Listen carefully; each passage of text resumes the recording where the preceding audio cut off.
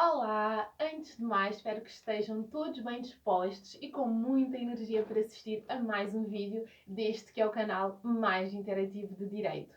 No vídeo de hoje darei sequência a alguns conceitos de economia política iniciada no último vídeo.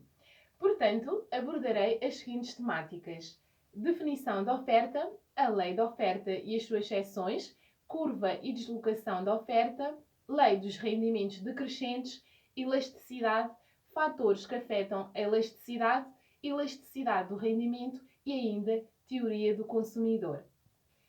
Por definição ou por noção de oferta, entende-se que a quantidade oferecida para cada nível de preço é o máximo de bens e serviços que os vendedores desejam e são capazes de oferecer àquele preço, durante um período de tempo, mantendo os outros fatores, além do preço, constantes. Tal como no caso da procura, a quantidade oferecida altera-se de acordo com uma variedade de fatores. A lei da oferta diz que a quantidade oferecida aumentará quando o preço sobe e descerá se o preço baixar. Assim, a quantidade oferecida também aumenta se o preço diminui, a quantidade oferecida diminui também.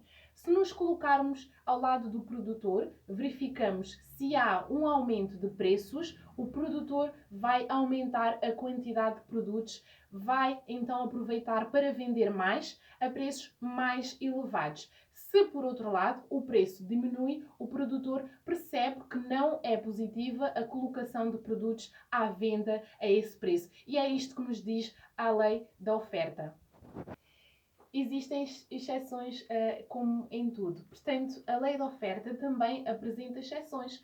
Assim, temos o efeito do rendimento produtor e o efeito de equilíbrio de preços e quantidades. Uma das características da curva da procura é o facto desta ser elástica, ou seja, a elasticidade significa a existência de sensibilidade na curva da procura face às variações de preços. Se, por exemplo, a curva for muito sensível, diz que é muito elástica. Se a curva, por outro lado, for pouco ou nada sensível, diz que é inelástica ou sem elasticidade. A curva pode ser mais ou menos elástica consoante os bens em questão. Por exemplo, a curva da procura em relação à heroína não é nada elástica, porque o preço bem pode aumentar que a curva da procura não vai diminuir, uma vez que o consumidor não vai deixar de comprar esse mesmo produto e colocar em causa a sua sobrevivência. No entanto, a curva da procura em relação à gasolina é elástica, uma vez que um aumento de preço deste produto traria, portanto, grandes problemas. Acresce que, por oferta, entende-se a quantidade oferecida para cada nível de preço, é o máximo de bens e serviços que os vendedores desejam e são capazes de oferecer àquele preço, durante um período de tempo, mantendo os outros fatores além do preço constantes, como disse inicialmente. Tal como no caso da procura, a quantidade oferecida altera-se de acordo com uma variedade de fatores, ou seja, a lei da oferta diz que a quantidade oferecida aumentará quando o preço sobe e descerá se o preço baixar. Isto é um resumo, portanto, da noção do conceito de oferta. Agora, quanto à matéria da curva, a matéria da curva da oferta, temos que ter em conta que a quantidade oferecida baixa à medida que o preço desce. Isto remete-nos para a matéria da deslocação ao longo da curva da oferta, que temos que ter presente que, quando há alteração nos preços, mantendo-se tudo o resto constante, os produtores alteram a quantidade oferecida e, com isso, deslocam-se ao longo da curva da oferta. A deslocação da curva da oferta significa que, quando há alteração noutros determinantes, que não o preço, há uma variação na oferta para cada preço e, com isso, há uma deslocação da curva da oferta. No que tens à matéria da lei dos rendimentos decrescentes, significa que, à medida que a produção aumenta, os custos variáveis vão aumentar menos que a produção. No entanto, a partir do ponto de inflexão, os custos variáveis aumentam mais proporcionalmente que o volume de produção. E chegamos à matéria de elasticidade, em que a microeconomia estuda os fatores que determinam os preços relativos dos bens e serviços. interessa descrever o modo como se mede a sensibilidade da procura e da oferta a variações dos preços e dos rendimentos.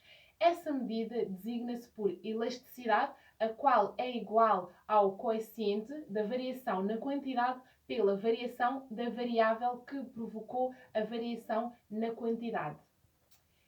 A elasticidade de preço da procura significa que é a variação percentual da quantidade procurada dividida pela variação percentual no preço. A interpretação da curva vertical é que há uma quantidade fixa procurada independentemente do preço. A elasticidade infinita representa, portanto, o outro extremo do espectro. Agora, no que toca a fatores que afetam a elasticidade, temos que, quanto mais uma família gasta num bem, mais importante ele é no seu orçamento. Quanto mais substitutos houver, mais fácil se torna para o consumidor substituir o bem cujo preço subiu por outros. Os bens de primeira necessidade, por outro lado, têm uma procura mais rígida do que a procura de bens considerados de luxo. Por último, quanto mais tempo o consumidor estiver disponível, mais fácil é para ele encontrar substitutos. Na matéria da elasticidade do rendimento, deve ter presente que um bem diz-se normal se a sua procura varia proporcionalmente com o rendimento.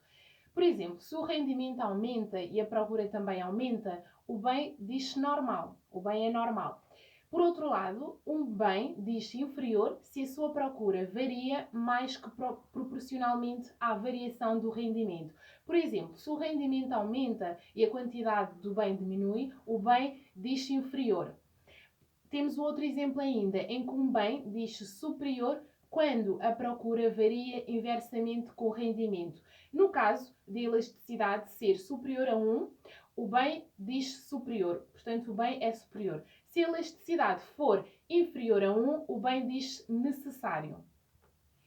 A matéria de teoria do consumidor significa que a utilidade marginal consiste na satisfação adicional obtida pelo consumidor por cada unidade consumida do bem. Tendo em conta o comportamento de um consumidor racional, é assumido que ele deseja maximizar a sua utilidade considerando o seu rendimento monetário disponível. Portanto, o objetivo do consumidor é obter o máximo de utilidade possível de cada unidade monetária gasto em consumo a fim de obter o máximo de satisfação possível. Assim, a capacidade de adquirir depende dos rendimentos, mas também dos preços dos bens, ou seja, as possibilidades são dependentes do orçamento, mas também dos preços. Assim, a teoria do consumidor é explicada através de 5 axiomas. O primeiro, que é a comparabilidade, que significa que o consumidor tem que saber escolher. Segundo, transitividade, significa que, por exemplo, se eu prefiro A a B e B a C, então prefiro A e C. Terceiro, não saturação dominância, significa que preferimos sempre ter mais do que ter menos. Ou seja, quanto maior é a quantidade, maior é a utilidade. Isto se a qualidade for sempre a mesma. Quarto, substituição. Significa que há bens que podem ser substituídos por outros e assim podemos fazer escolhas. Quinto, por último, temos a convexidade, que significa que normalmente preferimos a mistura de duas coisas que nos são indiferentes, que uma sozinha, portanto, que uma coisa só. E voilà! Chegamos ao fim de mais um vídeo deste, que é o meu e nosso canal. Muito obrigada por estarem desse lado, como sempre.